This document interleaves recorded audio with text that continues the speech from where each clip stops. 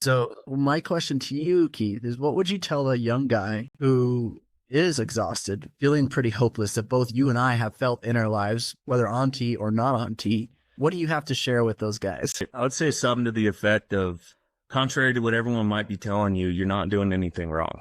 And I know that may be hard to believe. I know that may sound like lip service. We're all put here for a reason. And that's just the fact of the matter, is that each of us have an individual role to play here. And that's going to look different for each person. And along the way, everyone's going to have the same difficulties. You know, I don't look at anyone else's difficulties different than mine.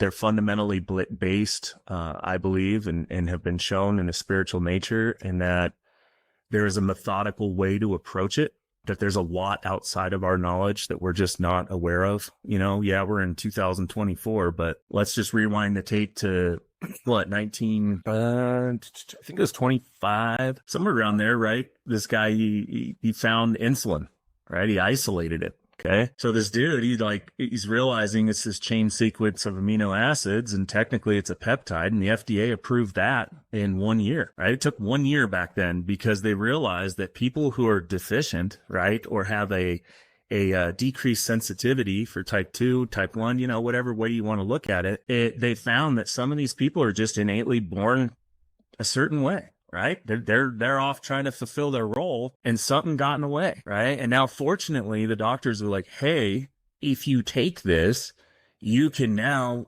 go further. You can not have that symptomology that you're experiencing. And everyone grabbed that, you know, and ran with it. You know, now enter into 2024, and we have TB 500, BPC 157, you name it. We can go Ipramelian, CJC 1295. I can keep going. I mean, there's a whole bunch of stuff that's out there that I believe God's helped us be made aware of to help us, you know? And yes, Those are not anabolic steroids. Those are peptide.